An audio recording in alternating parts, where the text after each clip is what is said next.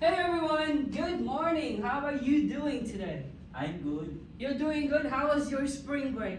Did you go out of town with your family, friends? What about you guys? What about you, Logic? No, sir. You didn't go out of town? Yeah, I only stay in my house. Ah, you only stayed at house, but I bet you went for dinner with family or friends. You went to the park. No? No, Not sir. even? Okay. Well, if you're gonna ask me, I actually went on a road trip with my friends. It was also my birthday last 9th of March, so we really had fun. We visited 5 different states, and that's actually the first time I got out of Arizona. So we visited Tennessee, Michigan, Kentucky, Indiana, what else? Ohio. I love Nashville and also Cleveland, but I know this will be the last quarter, and I hope you guys still have that energy so that we can finish this off and be able to learn a lot, at least before we go for our summer vacation, right? Now, today we'll be talking about another topic which is very interesting, okay? But before we go to our topic, let me have first a quick review. These were some words that we discussed before the spring break, okay? This is an online activity. It's called Z2A. So there'll be a time limit. Once I press start, letters will be popping up every second. All you have to do is to just guess the word. Once you guess the word, you tell me a brief definition or description of that word. Okay? Are you guys ready? Yes. Rosie, are you ready? All right, let's start. I have here 5 terms, and I'll be starting with the first one. Any guess? I'll pause this if you can take a guess. I got a T and an S. What do you think? That is elements. Elements. Let's see if it's element. What about the others? What do you think is the word? Logi mentioned it's elements. Looks like elements is... I think you got it right. Good job, Logi. So the word is elements. Now, can someone tell me what an element is? Anyone? Logi, tell me what is an element? Element is consists of one atom. One atom. So pretty much everything you can find in the periodic table, that is an example of an element. Now, can you give me an example of an element? Logi?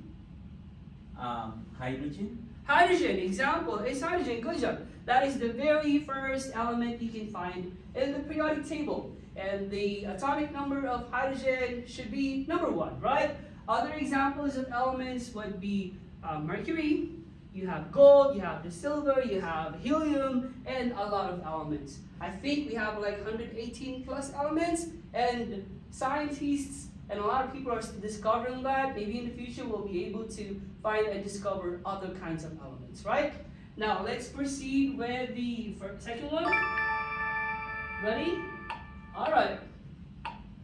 What do you think is that word? I got a U. I got an S. You have a P. Can you take a guess? I'll be able to take a guess. Pound S. What do you think? Anyone? Anyone? What do you think is the word? Logi. That is compound. Compounds? Let's see if it's compounds. Logi is doing great today. That is actually correct. The word is compound. So can someone tell me what is a compound? Anyone? Or you can give me an example of a compound. What do you think? Anyone? Logi, what do you think? The example compound is, I think, H2O. H2O, which is very good. That's I think, the most basic example of a compound. Everyone knows what an H2O, it's water, right? So it's a combination between 2 atoms, which is hydrogen and also oxygen. Good job. Now let's proceed to the third one. Let's see, I got 2 words there. These were topics we discussed last time when we were having chemistry. I got an X, T-U-R-U-S. What do you think? O-M-O. Take a guess? Nope. do you think? You want some clue? Second word should be mixture. This one is a homogeneous mixture. That's okay. That's okay. But do you know what a homogeneous mixture is? Logi, do you have any idea what a homogeneous mixture is? I think homogeneous mixture, if you mix two substances, you can observe only one phase. One phase, which is there. That's actually correct. That's the answer that I'm looking for. When you have a homogeneous mixture, let's say you mix water and salt. When you mix them all together, you would only see one phase, right? You would not see the salt floating around because the salt is already dissolved with the water. So that's an example of a homogeneous mixture. One type of homogeneous and the only type of homogeneous mixture would be a solution, right? Good job. What about the fourth one? Let's begin.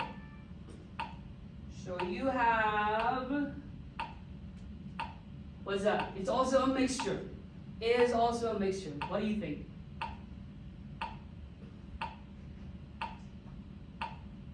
No? No guess? No? It starts with E? Okay. Alright, you got the answer. The answer is heterogeneous mixture. Now, can someone tell me what a heterogeneous mixture is? Anyone? Students at the back? Nope. I'm always calling Logi. What about the others? Logi, what do you think? What is a heterogeneous mixture? Heterogeneous mixture. Mm-hmm. If you mix two or more substances, Okay. you can observe more than one phase. Oh my gosh, you are actually correct. Excellent job. So heterogeneous mixture is actually the opposite of the homogeneous mixture. When we mix different substances, you would still see other substances could be floating around or not dissolved. Example of that, let's say a pizza. When you have pizza, you would see the pepperoni, vegetables, tomato, cheese. So everything you would still see it there. That's a heterogeneous mixture. And I think we got the last one. The last one, two words also. Would you be able to take a guess?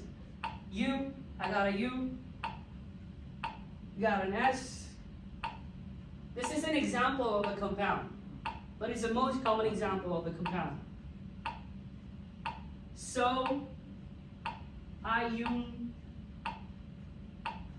No? No guess? Sodium chloride. Are you familiar with the sodium chloride? Does any one of you know what a sodium chloride is? Nope. You see it at home.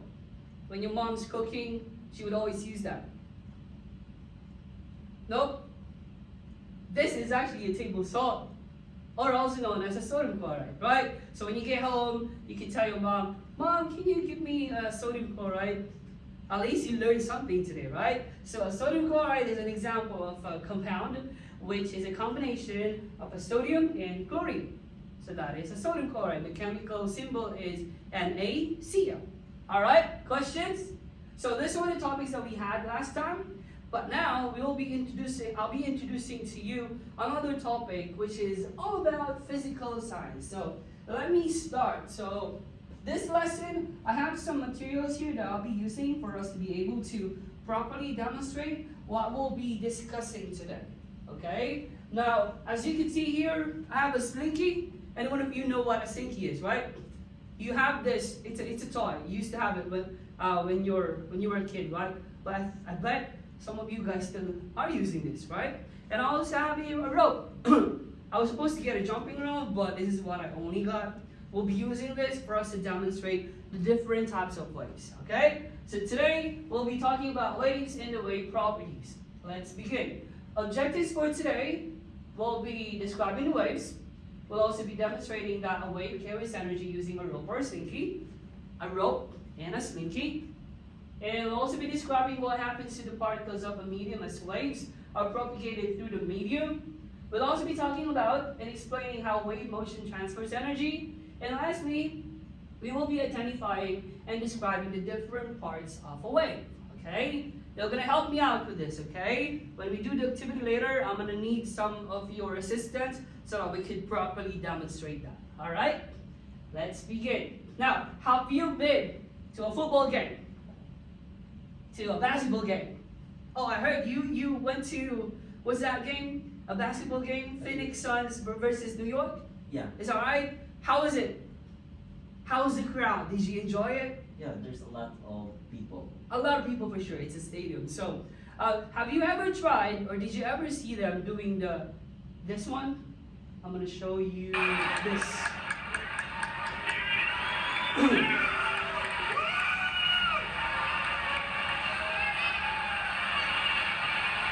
Did they do it? Did you try this? Yeah. Isn't it fun? Like when you're looking at it and you're part of it, isn't it fun to be part of that? What do you think? What do you call that? That is waving. And waving, right? A stadium wave. Now, a that wave is what we'll be talking about today. That's just a basic example of it. But in the science world, we'll have to define it on a more technical manner. Okay? Now, we'll start it off with wave. You mentioned it's a wave, right? Now, can someone tell me what a wave is? The one I showed earlier, that's an example of a wave. It's a stadium wave. But technically speaking, what is a wave? Anyone? What is a wave? Wave, well, like when you do it with your hand, that's also a wave, right? What did I do it with? So that's it. I used to be a dancer before. So what is a wave? Anyone? Logi? What do you think? What is a wave? I have no idea yet. No idea? That's fine, that's fine. That's the purpose of why we're introducing the topic today. So, let me define it for you guys. So, a wave is a disturbance that carries energy through matter, which is a medium or a space. Now, it says here that a wave is a disturbance and you need to have a medium for the energy to be transferred from one point to another. Now, when I say medium, what do you mean by that? What is a medium? What do you mean by that? Any idea? When we say medium, guys, when we say medium, it's actually a solid, a liquid, or a gas. Okay? For the energy to be transferred and for the disturbance or for the vibration to happen, there has to be some sort of particles in the middle of it, and there has to be some sort of vibration for the energy to be transferred from one point to another. The source of all wave motion is a vibration, as I've mentioned. So vibration, there has to be a vibration between different particles for that energy to be transferred. Wave can transmit energy. You are transmitting energy, but not matter. You're using matter as a medium. Again, a medium could be a solid, a liquid, or a gas.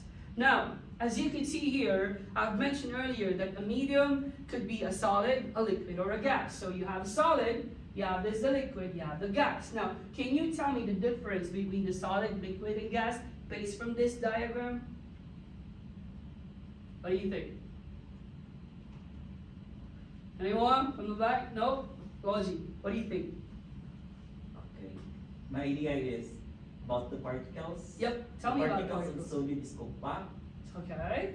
while liquid it is slightly, Mm-hmm.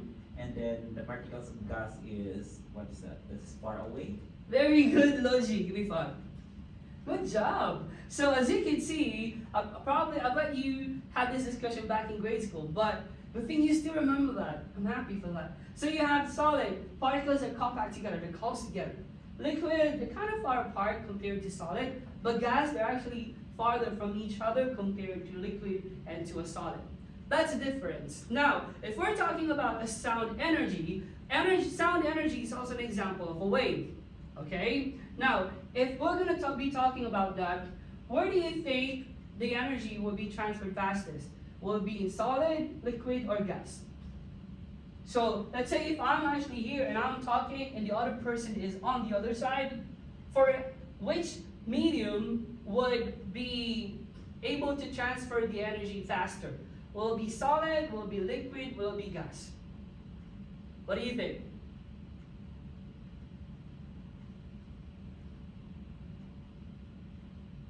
Anyone? Nope? Logi, what do you think? What's your guess? I guess in solid, Why? Why do you think it's solid? That's my guess. That's a guess, which is actually correct. That's a good guess. That's a great guess, actually. So we have here solid.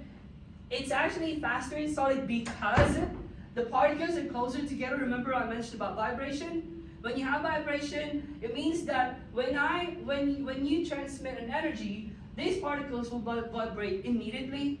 So these are the particles, right? They would actually bounce with each other faster compared to liquid because their particles are kind of far from each other. So it will take them time to bounce to another particle. Compared to gas, which is kind of far apart, it is going to take them time to bounce with another particle, and the vibration would take time also. So it means that sound energy would definitely travel fastest in solid, better than liquid, and the last one would be gas. Is that clear? Does that make sense? Alrighty. So also, some waves do not need matter, called a medium, to be able to move, for example, through space. So not all waves need a medium. Example of that is an electromagnetic wave. Electromagnetic wave or EM waves, they don't need a solid liquid gas transfer. They can actually do it without a medium. Okay? What do we mean by that? It's actually an example of this. When you're in outer space, there's no matter in there. There's no solid liquid gas. There's no medium. So if you shout in the outer space, no one would hear you. Why? Why? Because there's no gas. It's a vacuum. No one would be able to hear you because there's no medium to transfer your energy or that sound energy from one point to another. However, for electromagnetic waves, it's actually possible. Example of electromagnetic waves would be ultraviolet rays, light waves, what else? Radio waves, microwaves. These are examples of electromagnetic waves. Do you know about these words? Are you familiar with these words or no? No. No. Okay, it's okay. We'll have a separate discussion about these kind of waves in our next lessons. Now, I'm not going to be talking about that because that's... Now, we'll be talking about, since we already uncovered the definition of a wave, we'll be talking about now the different types of waves. There are two different types of waves. First one is a transverse wave, and the second one is the longitudinal wave. But let's start first with the transverse wave. Logi, could you please read this for me? Transverse waves, waves in which the medium moves at right angles to the direction of the wave. Thank you. Now, how do we show, how do we demonstrate a transverse wave?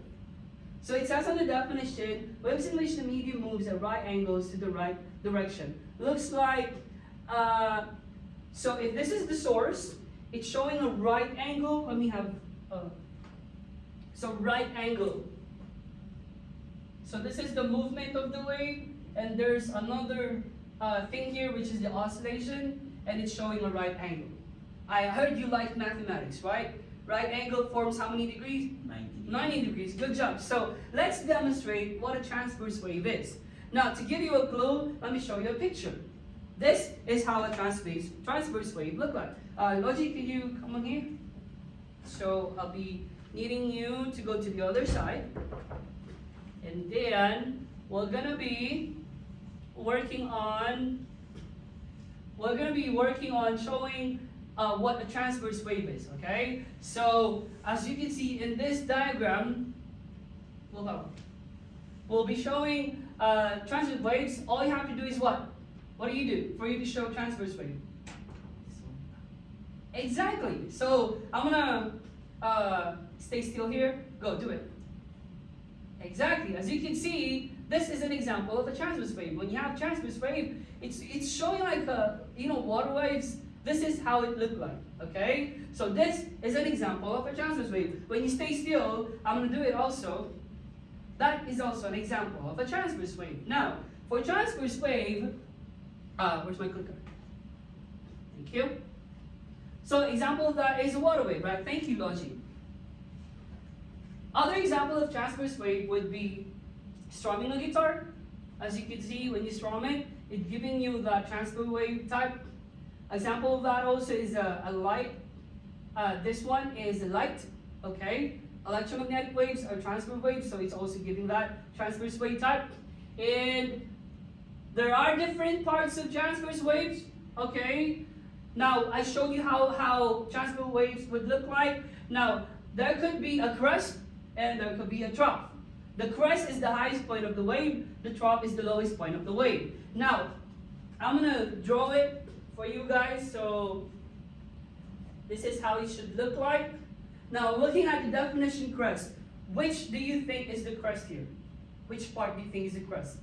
The top portion. This one. So this one would be your crest, right? What about the trough? Which one is the trough? The below. The lowest portion, right? So this one is a trough. Good job. So again, two parts of the transfer waves could be a crest and also a trough. Alright? Now, let's look at this. We are correct. This is the crest and this is the trough. Now, the last one is the longitudinal wave. Logi, could you please read that for me?